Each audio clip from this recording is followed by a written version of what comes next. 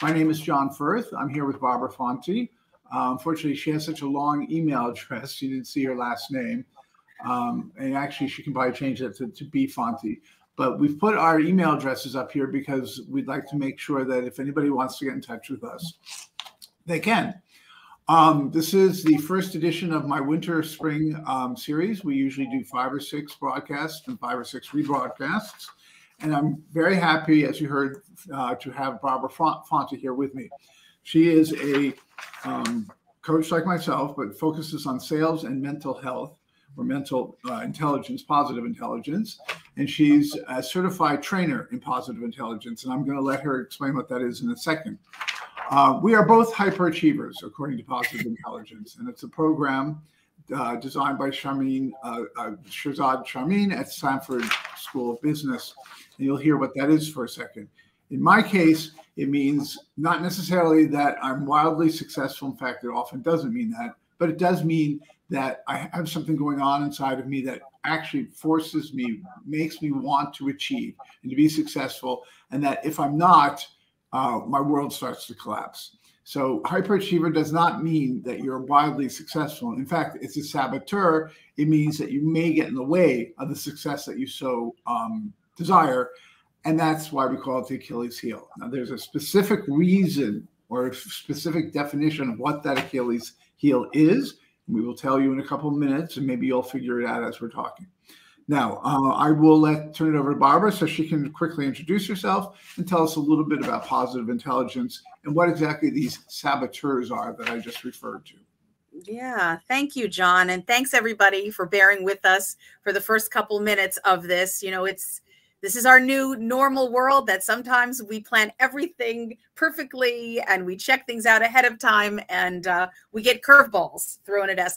And if we've got this hyperachiever inside of us, it can wreck with us and kind of stress us out a little. So we just need to take a deep breath and exhale a little bit. If things don't go according to plan, or if we're feeling there's a failure, we go nuts. That's exactly. And I kept my nuts level, my craziness level down just now, so I'm very happy. Yeah, it does kind of challenge us. So, yeah. So really, you know, at the heart of it, what is a hyperachiever? What are we talking about here? For those of you who may not have had experience with, as John mentioned, something called positive intelligence. Hyperachiever is basically, it's a way of thinking that drives you to experience success.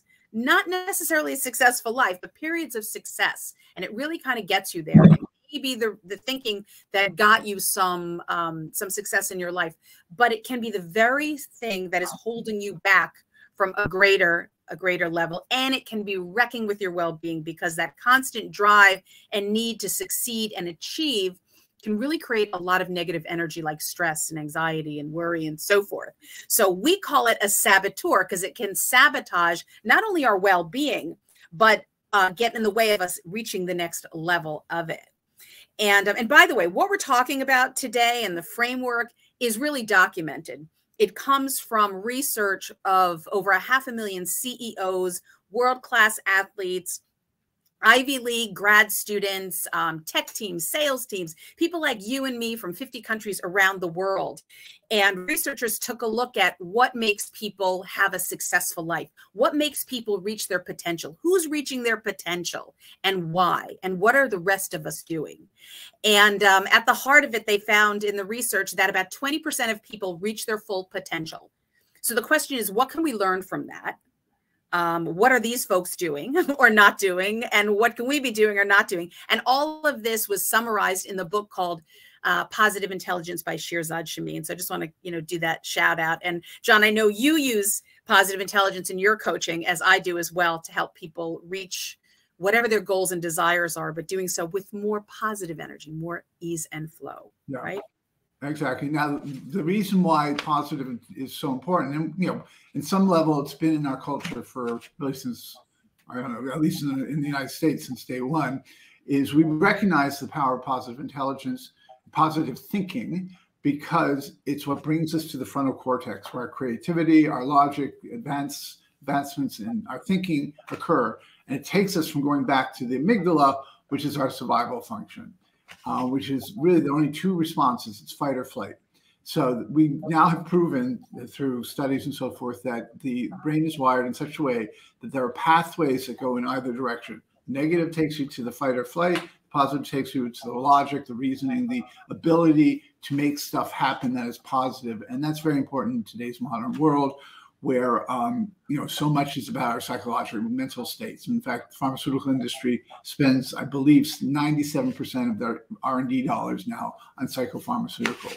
So it's because we do not have the physical dangers we used to have. It's mental dangers.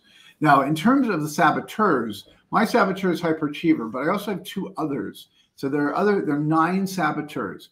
My other 2 are controller and hyperrational, which hardwires me basically to be a CEO or a leader. The problem is they're all saboteurs, which means I can get in the way of myself very, very quickly. Remember, this can make me successful, but it can make me not successful. And the examples I'm going to give you now are when something happens, and I will tell you what that is in a second, that causes me to go negative. And it's judging, because we're always judging ourselves and we're always placing judgments of others, as opposed to what we should be doing, which is more, not logical necessarily, but more reality-based discernment. And this is such a huge topic now on the world stage of what is reality. Well, we know that if you go into a state where you're making excuses or you're being negative, the chances are you are not perceiving reality. Reality is a sort of generally agreed to cultural norms, what have you, but you know it when you see it. And when I work with my people and they go off on excuses or stories about why something didn't happen and so forth, they're not dealing with it. They're avoiding it. And that, in fact, is a saboteur. We call that the judge. Everybody has the judge, and that's what turns us negative. And in my case, I have some tendencies that are from the saboteur. One is a fear of failure. Hyperachievers have a terrible fear of failure. So we avoid situations where we think we're going to fail, or if we feel we're starting to fail, we actually fold very quickly because it affects us so emotionally, and we'll run away, fight or flight. Generally, we tend to run away. We just don't do it anymore. And that can have a lot of negative consequences for your career, because if you face a challenge, you're put in a role that you find challenging, which was probably done to develop you, for example, you may royally fail because you're not feeling you're being really excellent. So it limits us a lot. It also, as you can imagine, and I went through this, where you get in a situation, say with a board, and you just get the feeling you can't resolve it, and you're going to do something stupid like I did, which was I up and resigned, because it was the only way I could resolve it, and that was the flight response. So Barbara, maybe you can tell us how your hyperachiever has exhibited itself. Yeah. So, and this is, I think is pretty common for people that have this way of thinking, is that you kind of get this sense, or your feeling is that life is all about achievement. And I think, as you know, pretty quickly in our lives, even as children, we kind of get those messages, right? Oh, yeah. But it's sort of a lopsided way of looking at the world, that life is really about a whole lot more than that. But if you have this mindset that life is about achievement, then you tend to get your self-esteem from your achievements. Mm-hmm. And while that sounds okay, that's great. The problem is that unless you're constantly achieving, you're kind of wrecking with you. You mentioned the judge, right? We all have that judge. I have that judge too. So it's like, if I'm not constantly achieving, the judge is saying, well, what's up with you? Are you really worth it? So he kind of messes with your self-worth. And so the problem for people that have this pattern of thinking, this hyperachiever saboteur, as you know, is that we don't realize that we're worthy even without our accomplishments. That's the truth, right? We're just as special as everybody else, even if we're not constantly achieving. But in the meantime, that drive to kind of satisfy that maybe sense of worth, it drives us with a lot of stress.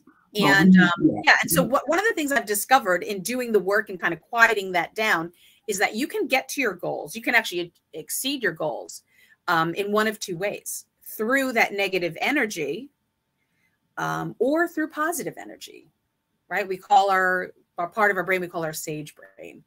You know, where we're coming to our ambitions through passion and purpose and so forth. So you can still be ambitious and quiet down that hyperachiever, right? Have you discovered that too, John? Yes, exactly. Absolutely. In fact, that was the basis of me starting as a coach, was the sense that I was my worst enemy sometimes. But we are so drilled, especially in New York City, where both you and I, or we're both from Brooklyn. Barbara's now on Long Island. I'm back in Brooklyn. Is that there's this sort of chicness to being negative, and a belief that an intelligent human being is also critical. Critical is good when it comes from a discernment, a thoughtful place. But when it becomes a judge, it's bad. And we're our worst enemies because we start judging. Other things that I find are that because I'm constantly trying to achieve something, I'm never satisfied. I never can sort of rest. It's hard for me to acknowledge compliments. Most hyperachievers have trouble because it's like underneath it all, it's saying, well, it wasn't really that special. I didn't, even though we work like dogs to achieve it sometimes, it's another aspect of it is we believe if we just work hard enough, we'll get it and we can burn out. But I want to take a break here and just quickly, you have our email addresses. This is the Achilles heel of the hyperachieving CEO. And we're going to talk in a second about how you notice that somebody's a hyperachiever, especially if he or she is your boss or the CEO of a company, big or small. But please feel free to get in touch with Barbara or myself. You have the email addresses here. And we will respond, especially if you want to do the assessment. There's a saboteur assessment. We would walk you through that and help you think about it when you get the results. Now, I promised you I would tell you what the Achilles heel of the hyperachiever is, and we mentioned it, Barbara mentioned at the end. It's at the heart of everything that drives us, and that's a sense of lack of self-worth, that we're just not worth it. And therefore, we have a feeling we don't deserve success. It's not really success because we don't feel it as success. We can't accept success because of our self-worth. And that is the Achilles heel. Now, that said, Barbara, why don't you tell us a little bit about what it's like to work for a hyperachiever and things that people should look for that will tell you that your boss or your CEO is a hyperachiever. Yeah.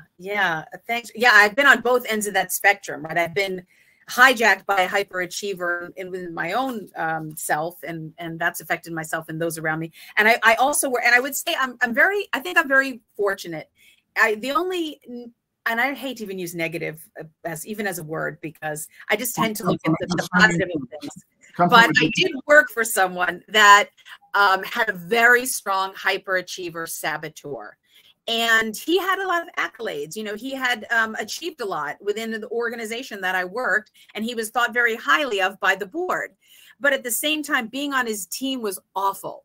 When I first got to the team, I didn't recognize it right away. I just noticed that in the meetings we would have with him, that people wouldn't really speak up. They wouldn't challenge things that he would bring to the table. And that seemed a little odd. Something was amiss. And then I noticed occasionally when people would step outside and voice their opinions. And when I did the same, that we learned very quickly not to do that there were repercussions for that, to quiet down. And the reality was, and I didn't realize this back then, was that he didn't want to be challenged. He just wanted to be seen as this like brilliant person. And he had success in the past, and that's the way he got that success in the past. He wanted to just take that in the future. And I think that's what you had mentioned, John. There's this fear of trying things differently, doing things differently. What if I fail at something new? So he was very opposed to new ideas. And the truth is that as a team, we were reaching our milestones. We were hitting our KPIs. We were getting there, but there was so much talent on that team. We could have been way up here. Yeah. And I will tell you, for myself, after a couple times and realizing there was no way out of this, I was just kind of resigned to, all right, I need an exit strategy here. And I think that's the issue I see also with people that I coach, is that people will either leave, they'll get burned out, or they'll just do what we call now, right, quiet quitting. They'll be there, but they're certainly not working to their full potential. Exactly. And it's funny because usually when that happens, it's not just an individual, it suddenly spreads itself across an organization and so forth. So the other thing you'll notice, and so that's disempowering. We disempower people if we don't watch out for it. But another thing is it's very hard for us to form emotional attachments. And in fact, we come across as being highly ambitious and not caring about others. That is all about us. And that can be, on some hand, there are some people who have maybe other saboteurs, like the pleaser or something, where they accept it and they say, well, that's just the cost of attaching yourself to a successful CEO or something. But no, that's not. there are CEOs who do not, one, don't have the saboteur, but second of all, also have it under control, or have learned to have it under control. But it's hard for them to make an emotional bond, especially in a professional setting, because they're always thinking, always have this lack of self-worth churning in, and then it really becomes about them. And in my worst moments, I would have people say, it seems to be all about you. And, if you're in sage mode, which we'll talk about in a second, you actually then listen to that and you say, okay, I got to figure out, if somebody's saying that, it means something. Obviously, I'm not aware of it. So that's one of the big problems being a leader, is when it appears to the team that it's about you. Because then where do they get their motivation from? They feel like I can work hard and hard and hard, and he's going to get all the benefits. Yeah, true. And, you just brought up a really great point also that we see a lot is with regard to forming relationships. So one of the things that we notice, and I don't know if anyone's, watching this in real time or in a replay, if you can identify with this, and John, I'm curious how this resonates with you, is that your persona is really important. What you put out to the world is really important. If you've got a hyperachiever way of thinking, then it's really important to you that people admire you, that they're impressed with you, right? So as a result of that, it's like we kind of hold this sort of like invisible shield. We don't want people to get too close to us, because what if they see our flaws? What if they realize we're not maybe as smart as they thought that we were? That's why there's that whole imposter syndrome. Have you experienced that, John, for yourself? Yeah, it's interesting though, because the imposter syndrome you can actually find with a lot of different saboteurs. The feeling that they're just, somehow this isn't right for them. And then they say, well, this is not who I am. But for me, it was the sense like I'm missing something, that there's something in me that's not working, something I don't understand. And for reasons that I can explain, but I'm not going to right now use the time, is I never got a coach. And a coach would have probably recognized that and gotten it out of me. But there were so many questions that I wasn't getting answered, because, you can't go to the board and say, I'm having this problem right now. And employees, even though they sense it, you're not going to like open the kimono like that. There are very few people you can talk to. And so the issue with needing validation. So when I started out as a young consultant, I was really motivated, ambitious, because I was a hyperachiever. And I got lots of accolades. I always got the highest bonus and all this stuff. I was doing really well. Oh my God, did I feel great about myself. But what I didn't realize really until recently was the further up I went in an organization, eventually becoming the CEO of first of all, a partner in consulting, and then CEO of a trade association, was the higher up you go, the fewer accolades you get. So that when you become the head of an organization reporting to a board, you're under intense scrutiny. And the board will more often than not pull you down or criticize you, because they are stewards of an organization. So they're risk managers, they're watching out. And if you're doing something wrong, they're going to tell you that. If you do something good, they just assume that's going to happen and you don't get an accolade. So suddenly your confidence is crumbling, because you're getting very few accolades when you're a CEO. So that's another issue, is that accolades, when they stop, your confidence can go, or your brain goes to the negative and you start sabotaging yourself. Yeah. It's interesting, isn't it? Interesting and painful. So we're going to talk now about the sage powers. In other words, how you stop sabotaging yourself if you're a hyperachiever, or if you have a boss, how you deal with it. And again, I want to remind everybody that this is Firth and Friends, and the Achilles heel of a saboteur, a hyperachiever, a saboteur, is the lack of self-worth. That's the answer if you're wondering what it is. And that comes from early experiences when you're 5 or 6, when the attention and love that you craved as a child, you realize that you were going to get it best by overachieving. But if you don't address the underlying self-worth issues, you carry around you with an Achilles heel. So if you want to get in touch with Barbara or myself, you have our email addresses there. What I would like to now hear from you, Barbara, is how did we find the sage powers? When you somehow acknowledge your saboteurs, they'll never go away, but then you learn how to deal with them and how to find alternative ways of reacting, and you really practice that in the positive intelligence. What happens when what's on the other side of that? It's like the black hole, you've gone through the black hole, and what's on the other side? Yeah.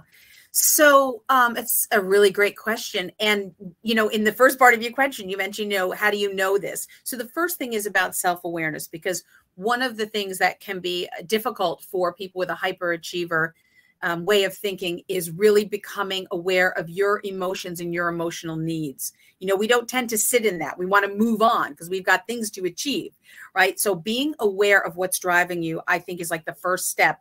And then we'll talk about like what's on the other side.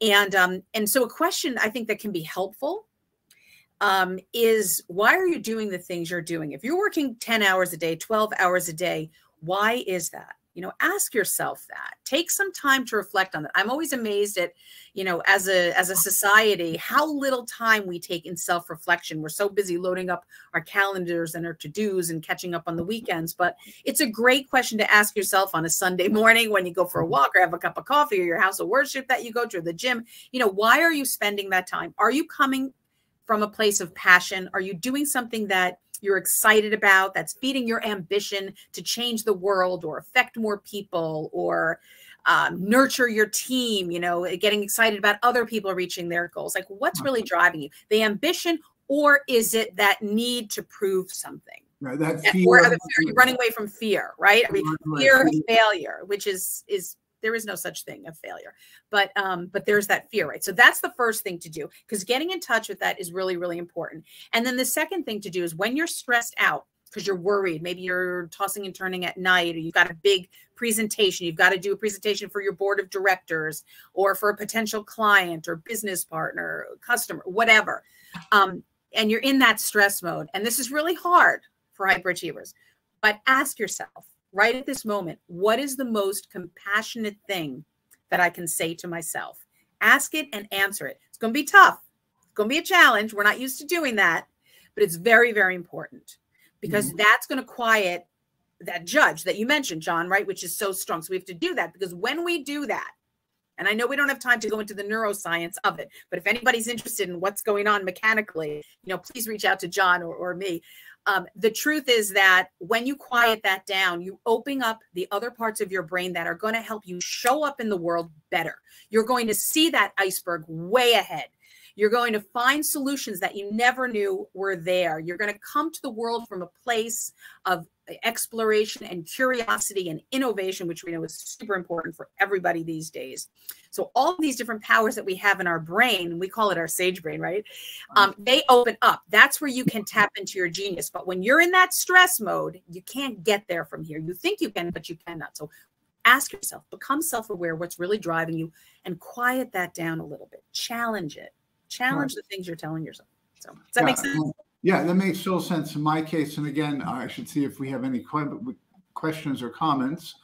As a matter of fact, we do. So this came about 3 minutes ago from Michael Perella. And he says, you want to believe that you shouldn't want or need accolades, but that makes you solely responsible for your own coaching. Really tough over an extended period or an extended period. That is exactly it. It becomes exhausting. And again, in my coaching, when I'm dealing with hyperachievers, you have one or two things that I've observed. We all have a self-worth issue, and I get my guys to finally see it. And then what often happens is they get overwhelmed with that, because it sounds like failure. And so you have to address the fact that recognizing that you have a self-worth issue is not a failure, it's a win, that you recognize that. But what happens is either they stop really paying attention to what's going on in their company, so the flight issues, or they become, as you said, so overwhelmed with being part of it. You know, when you're stressed and you work hard, it's like an addiction. In fact, I'm sure there's a dopamine effect. It's like, you know, getting high or getting drunk. Is you're going to a better place because you're, first of all, ignoring the fact of why you're doing that, which is the self-worth issues.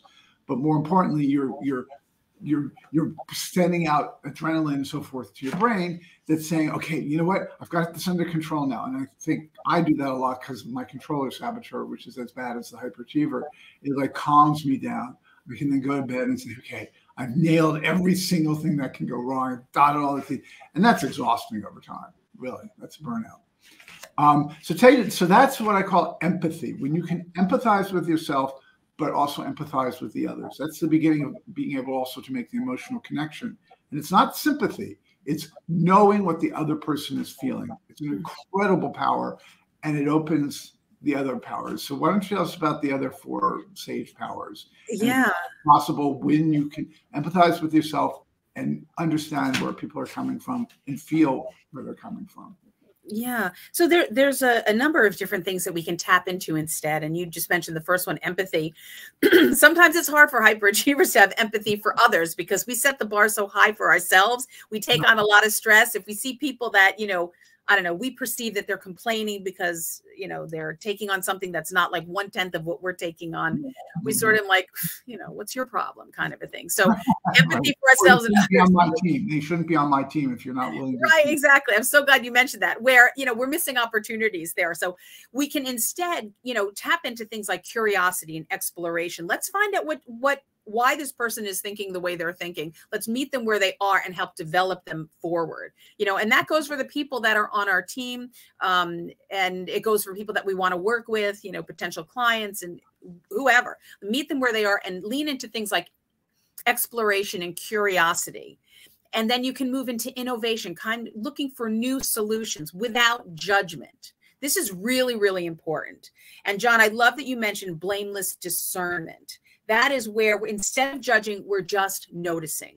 Don't judge yourself. If you've got a hyperachiever saboteur, there's nothing wrong with you. You're a human being. We all have these things. The question is, you know, how strong of a hold it has on us. So we want to tap into things like exploration and curiosity and innovation and, you know, things like navigation, knowing what's really important, what's driving you. Is it, you know, is what you're doing in line with your core values? Developing those kinds of powers, much better for you. It'll help you get through those times where you hit a fork in the road or you hit a wall. That will get you through. And of course, that helps you take laser focused, fearless actions on the things that will move you forward and give you that successful life in your career and in your relationships. And by the way, your overall health. So does that make sense? Totally. And coming to the navigation activation, when you don't have the empathy, first of all, with yourself, if you're being driven by a fear of failure and low self-worth, it colors everything you do. And we talked about the fact that it will alienate a lot of people around you, not only your employees, but possibly your clients and so forth. So when the empathy is not there, you don't really know what to tell your team. You don't know really how to motivate and inspire them. Because your first thought is, oh my God, I'm going to fail. You've got all sorts of other things going through your head instead of what should be going through your head as a leader, which is how do I motivate and inspire? And if you can't do that, then you can't really activate anything. Because again, just like Michael said and we've said, is if it's all about you and you make yourself solely responsible for your success or for the success of the team, you're not activating anybody. If anything, you're activating yourself in the wrong way, but nobody else is getting activated because it's all about you. So that's one. The navigation, each individual is different. And the higher you go up in an organization, the more difficult, I would say, situations become more complex. You're dealing with greater complexity because you're dealing with more people and what have you, and a board maybe. And if you can't bring the empathy to really understand and understand how people are feeling and thinking, how are you going to navigate? You got a bunch of people that are disconnected that you can't figure out why they're doing what they're doing. You know, the thing I hear the most is, how do I get people accountable? Well, let's talk about you for a second. It's like maybe because you've disempowered them or they don't feel it matters. So the navigation activation for me is, you know, one of the big ones. So there's innovation and that, but there's also just getting people on this field to be doing things. Yeah. Yeah. And I think that goes back to what you said before about knowing that people get a sense it's not all about you, right? That it's about connection. And so often what gets people to what appears to be success is a focus on other things, achievements, and not relationships, when in reality, connection is everything. Connection gets people job advancements when they're not the most qualified person for it. Connection gets closing of that sale and gives you an edge in negotiations and so much more. And it gets your team to work hard for you and stay loyal to you when they know that you're in it for them as well. You're serving. You're not just leading yourself. Exactly. And that again is another, if you're looking for signs, if you think your organization is especially if you're the owner, but also if you're the CEO.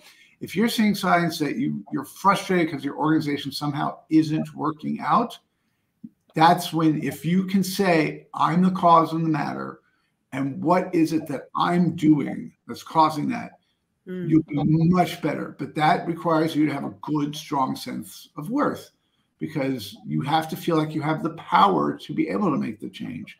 And if your self-worth is struggling, or you're closed in this cage of the persona that you build of successful and confident, a number of times I tell people about the issues that I've had and are having, and it always comes down to this lack of self-worth, and then actually little confidence and so forth. Most people are shocked because I have so refined my persona.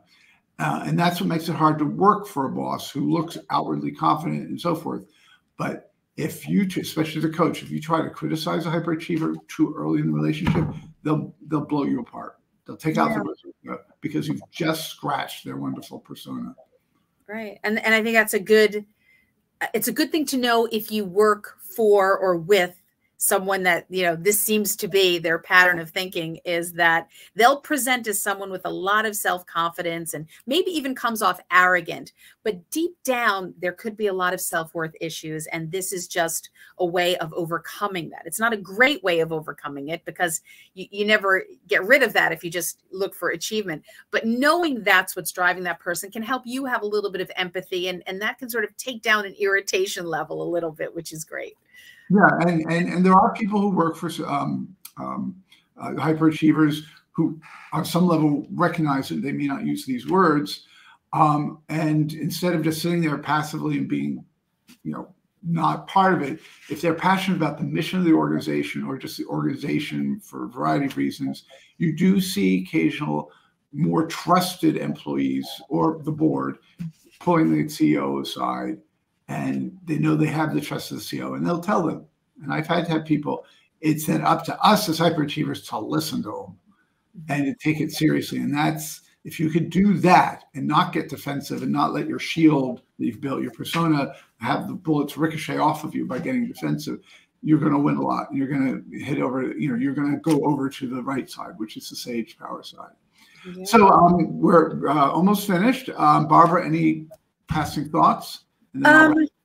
Well, yeah, there are two thoughts, and I'm thinking one for the hyperachiever, one for those that are around that person, is that one of the things that's hard to do if you are a hyperachiever is to stop and breathe. But it's one of the tools that will get you greater results and more happiness. So stopping and breathing, I know, John, you and I have a lot of little things that people can do that take 1 or 2 minutes throughout their day that will really help their overall health and their thinking. But, there are lots of different ways of going about this, but considering stopping and breathing a couple minutes, a couple times a day, and really take stock of what's going on and what you're noticing is a really powerful tool. It can be sort of like a little X factor for you, if you will. That's the first thought. And then the second thought is, we talk a lot, right, about how one person's saboteur can trigger another person's saboteur. If there's somebody who's a real driver, hyperachiever, and maybe is arrogant or whatever, that might get us really annoyed. It's important to know why. What is it within you that is being triggered? So that assessment, John mentioned an assessment. We all have saboteurs. It's not, do I have it? It's what shows up and how loud is it? And so if anybody who's listening to this wants to get more of a sense of their self-awareness and what saboteurs are showing up for them and how they might be triggered by others, please reach out to John or to myself. We can get you access to, it's like a 5-minute little assessment, and it's really eye-opening, isn't it? For me, it came after a series of very dark period, partially caused by COVID. And for many people, with the right mindset, it was a learning experience. But I went really dark about 1.5 years ago, very dark, probably the darkest I'd ever been.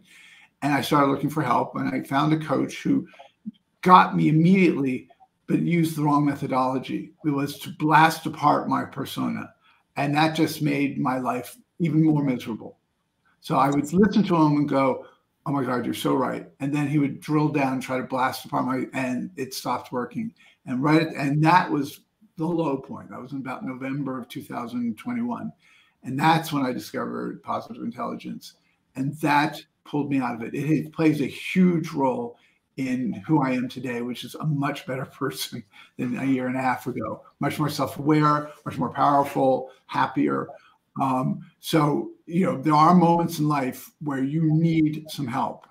So if you're feeling that you could do better, or you're working too much, or you've lost your organization or something, reach out, please. This is what we're here for. It costs nothing to talk to us, initially at least, and you might learn something. And if it makes sense, yeah, you might become a client. But I've talked to many people and walk away with the sense I've made an impact, and that's fine. That's very important. And now I'm coming from it from a sage position, not from a self-worth. Is just knowing that you made an impact is awesome, because that's what the world needs. So thank you, Barbara. It's been awesome. Thank you, John. Thanks for inviting me. Everybody, that we had the first 6 or 7 minutes of technical failure. It's not the first time, but it is the first time that I reacted very calmly and didn't let my saboteur go nuts. Kudos. I'm technically gifted, and it just happened last month, actually. And I went nuts last month. So now I've determined I'm not going to be. So again, thank you. And I look forward to seeing people in the audience at our next rebroadcast next week, and the week after that, we'll have another live broadcast with my friend Larry Reines. So you'll be getting notifications of that. Have a good day. Okay, great. Thanks, John. Bye, everyone.